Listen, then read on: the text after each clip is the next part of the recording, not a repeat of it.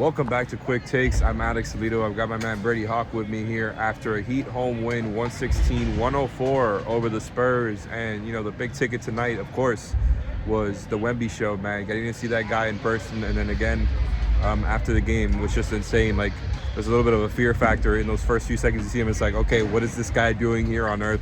Has he come to destroy us all? And look, he had a good game, but he didn't quite do that.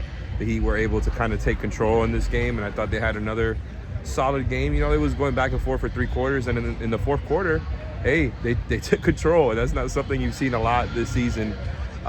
So, hey, maybe all their fourth quarter problems are fixed, right? No, but in all seriousness, it was nice to see Tyler and Bam both have good games together. Two guys who have had some kind of troublesome recent stretches. I wouldn't say Tyler quite as much, but he did not too long ago have a kind of tough month in January there. And Bam has kind of been slipping a little bit when it comes to the mid-range shot that he was hitting so well before. And it's nice to see them both have a nice game here. And then you got Jimmy with the triple-double. So there you go, just kind of taking care of business. Another thing they've actually done well this season is win against bad teams. Brady, what were your main takeaways from this game? Well, so number one, you mentioned the 3 main guys. I mean, they were the 3 that obviously carried this game.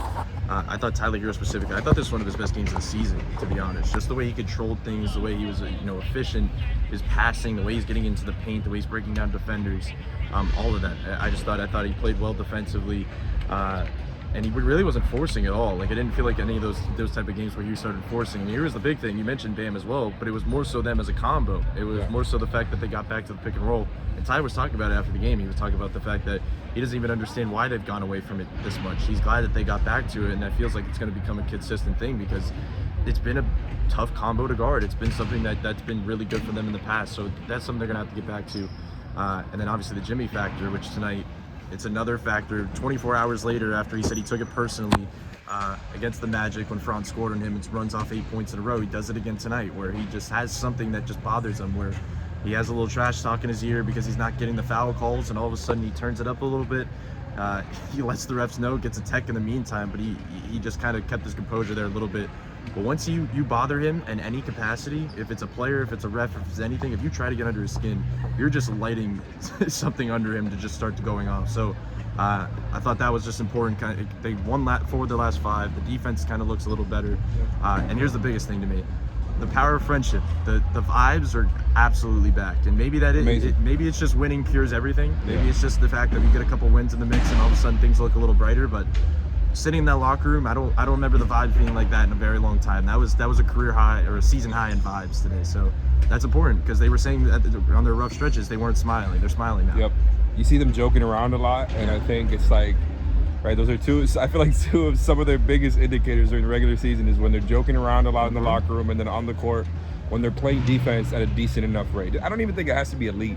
I feel like when they're all playing like well enough on the defensive end, things kind of fall into place more often than not. And I think they're kind of getting back into that defensive identity of theirs. They won that points off turnover battle tonight, and I think they forced the Spurs into a lot of jumpers, even though Pop told me that they took a lot of shots that they did like, but the Heat, another day where they kind of kill you in the mid-range, and they've really got it back to that identity as well. It feels like that they know what they want to get to, right? Like they're going to kill you in that short mid-range area.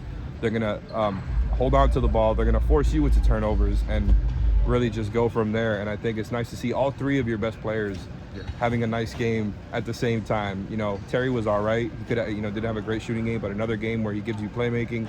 That's been there every night.